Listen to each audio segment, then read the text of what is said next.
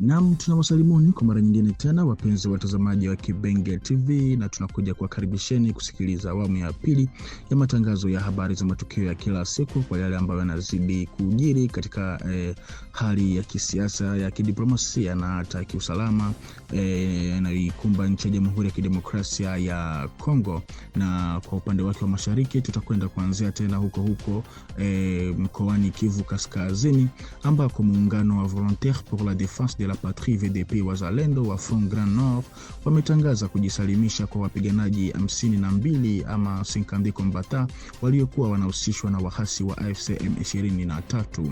Kujisalimisha huko kulitokea katika kijiji cha Vukendo kilichopo katika wilaya ya Lubero, ambapo wapiganaji hao wa zamani walikabidhi jumla ya silaha 17 ama 17 arme aina ya AK-47 kwa wazalendo hao.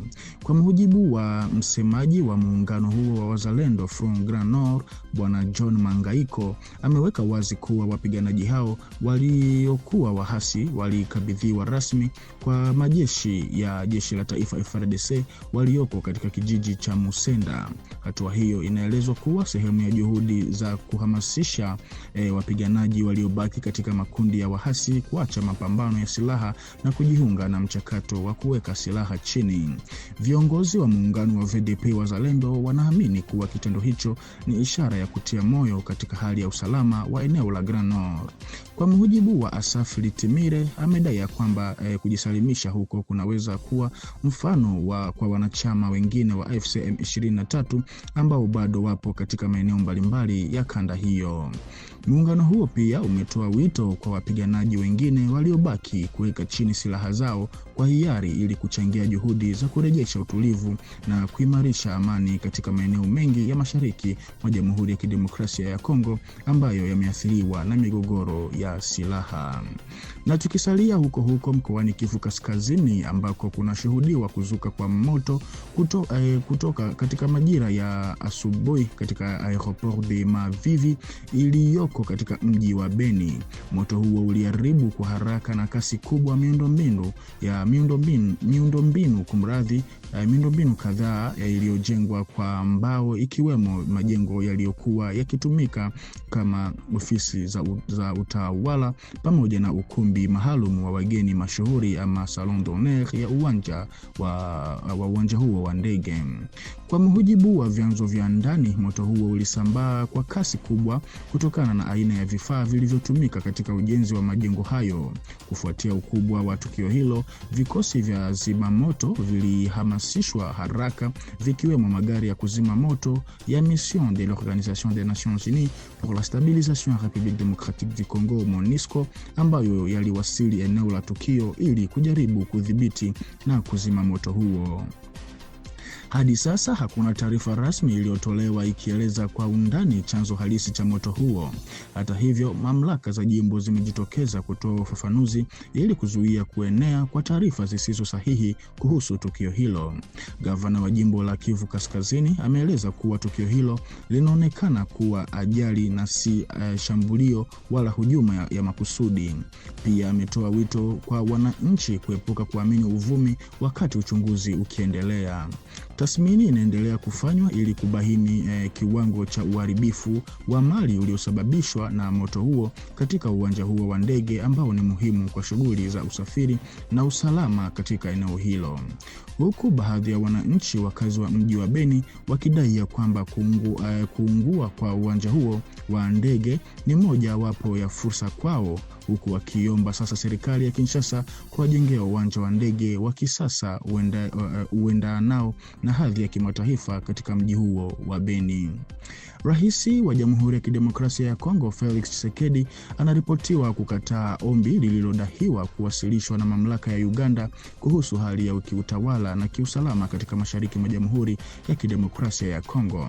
Kwa mujibu wa vyanzo kadhaa vinavyoeleza taarifa zinazofanana, vinadai kwamba ombi hilo lilifikishwa Kinshasa na Rais wa Uganda Yoweri Kaguta Museveni kupitia kwa mwanaye Muhoozi Kainerugaba katika mfumo wa mawasiliano yanayohusu ushirikiano wa kiusalama kati ya nchi hizo mbili katika eneo la mashariki mwa DRC. Vyanzo hivyo vinaeleza kuwa ombi hilo lilitolewa na baadhi ya maafisa wa Uganda People's Defence Force UPDF, lilikuwa likilenga kubadilishwa kwa gavana wa kijeshi wa jimbo la Ituri Lieutenant General John Luboya Kanshama. Sababu rasmi za ombi hilo hazijafanuliwa hadharani, lakini zinadaiwa kuhusishwa na namna operesheni za usalama zinavyosimamiwa katika jimbo hilo la mpakani, ambako majeshi ya Kongo na Uganda yanafanya operesheni za pamoja dhidi ya makundi ya wahasi yanayofanya shughuli zao katika eneo hilo.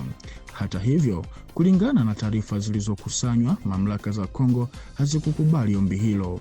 Uongozi wa nchi hiyo umeamua kumweka Luteni General John Luboya Nkashama kuendelea kuongoza utawala wa kijeshi wa Ituri, ukisisitiza kuwa maamuzi yanayohusu uteuzi au mabadiliko ya viongozi wa kijeshi na kiutawala ndani ya jimbo hilo ni suala la mamlaka na uhuru wa taifa la Kongo. Msimamo huo unakuja katika kipindi ambacho ushirikiano wa kiusalama kati ya Kinshasa na Kampala unaendelea katika maeneo ya mpakani mashariki mwa DRC ambayo bado yanakabiliwa na uwepo wa makundi mbalimbali ya wahasi. Na katika ngazi za kidiplomasia, waziri wa mambo ya nje wa Jamhuri ya Kidemokrasia ya Kongo Bibi Therese Kaikwamba Wagner alihutubia siku ya jana Alhamisi tarehe 12 Machi mwaka 2026 wabunge wa bunge la Ulaya waliokuwa wamekutana katika kikao cha jumla mjini Strasbourg. Katika hotuba yake, mkuu huyo wa diplomasia ya Kongo alizungumzia kwa kina hali ya usalama na kibinadamu inayotia wasiwasi katika maeneo ya mashariki mwa nchi hiyo. Akiwahutubia wabunge hao wa Ulaya, alieleza maendeleo ya mzozo unaoendelea katika majimbo ya mashariki mwa DRC ambayo bado yanakabiliwa na mapigano kati ya vikosi vya serikali na makundi mbalimbali ya wahasi yanayofanya shughuli zao katika eneo hilo.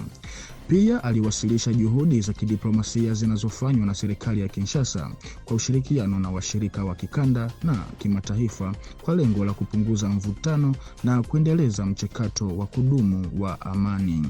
Katika hotuba hiyo, Therese Kaikwamba Wagner pia alitoa tathmini kuhusu hatua ya utekelezaji wa mikataba ya ushirikiano kati ya DRC na Umoja wa Ulaya.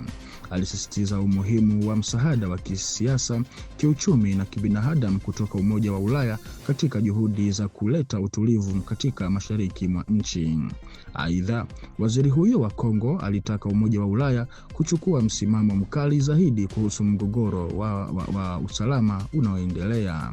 Alizihimiza taasisi za Ulaya kuzingatia uwezekano wa kuweka vikwazo dhidi ya Rwanda ambayo inashutumiwa na Kinshasa kwa kuunga mkono wahasi wa Mouvement du 23 Mars M23 AFC. Kauli hizi ziliripotiwa kupitia akaunti rasmi ya Wizara ya Mambo ya Nje ya DRC kwenye mtandao wa kijamii wa X.